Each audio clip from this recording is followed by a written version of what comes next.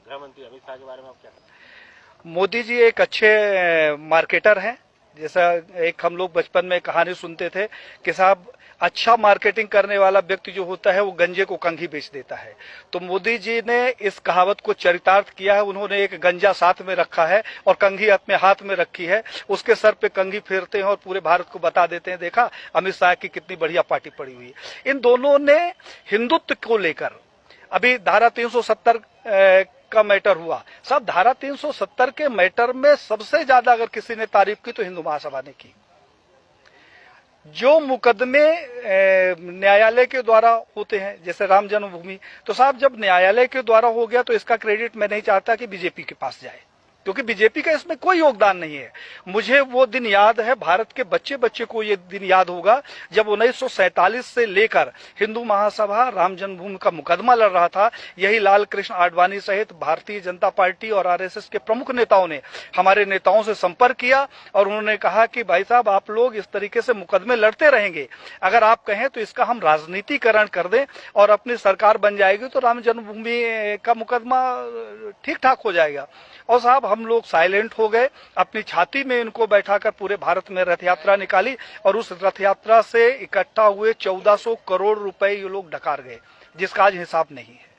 तो 1400 करोड़ रुपया ये खा गए।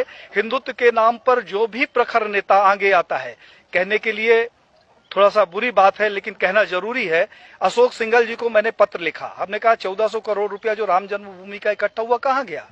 अशोक सिंघल जी से हमारा बड़ा आत्मिक लगाव था। उन्होंने उसका जवाब दिया और मुझे फोन किया कि पांडे साहब मैं अयोध्या जा रहा हूं, आप आ जाओ, आपसे कुछ बात करना है।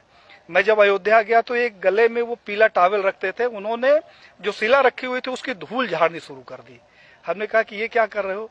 बोला पांडे जी मेरा अंतिम सपना है कि किसी तरीके से मेरे जिंदा रहते ये मंदिर का निर्माण हो जाए। साहब उन्होंने हमारी उनकी काफी गंभीर चर्चा हुई। उन्होंने कहा पांडे जी अभी नहीं तो कभी नहीं। तो हमने कहा क्या करोगे, आप लड़ तो सकते नहीं। बोले कि अब मोदी है और लड़ूंगा भी और विरोध भी करूंगा। और साहब अशोक सिंघल जी एक स्वस्थ व्यक्ति जिसके साथ हमने 2 दिन बिताया, वो दिल्ली जाता है और अचानक उसकी मौत हो जाती है।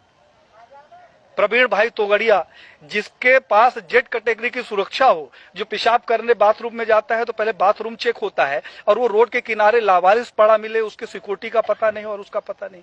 कमलेश तिवारी जिसकी सिक्योरिटी के लिए 24 गार्ड नियुक्त थे, हमारे पास उसके पत्र हैं साहब, और उस आदमी की हत्या हो जाती है और हत्या का कारण सिर्फ ये होता है कि उसकी सुरक्षा में कमी कर दी जाती है। तो बीजेपी के समय में मैंने ये देखा कि जितने हिंदूवादी प्रखर नेता हुए हैं उनकी एक एक करके हत्या कर दी गई। अभी 2 तारीख को हमारे पास लखनऊ से फोन आया, हिंडोला थाना कोई पड़ता है, उन्होंने कहा हिंडोला थाना से बोल रहा हूं पांडे साहब, गृह मंत्रालय से पत्र आया कि आपकी जान को खतरा है। तो हमने कहा क्या करूं, तो उन्होंने कहा आपको सुरक्षा देना चाहता हूं। हमने कहा दे दो भैया। बोले कहाँ गार्ड भेज दूं, मैंने अपने घर का पता बता दिया। तो साहब उन्होंने कहा कि मैं वहां नहीं दे सकता हूं, मैं लखनऊ में सुरक्षा दूंगा। मैं रहता मध्य प्रदेश में हूं, पूरे भारत को मालूम है, आईबी रिपोर्टिंग साहब हमारे घर की है, और सुरक्षा लेने के लिए मैं जाके थाने में बैठूं कि मैं मर न जाऊं इसलिए थाने में रहूं।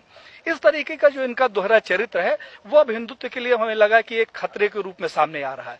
उस खतरे से इस देश को बचाने के लिए हम लोगों ने एक मुहिम चलाई है जिसमें साधु संतों सहित देश के युवाओं का भरपूर सहयोग मिल रहा है और ये अभियान अब रुकने वाला नहीं।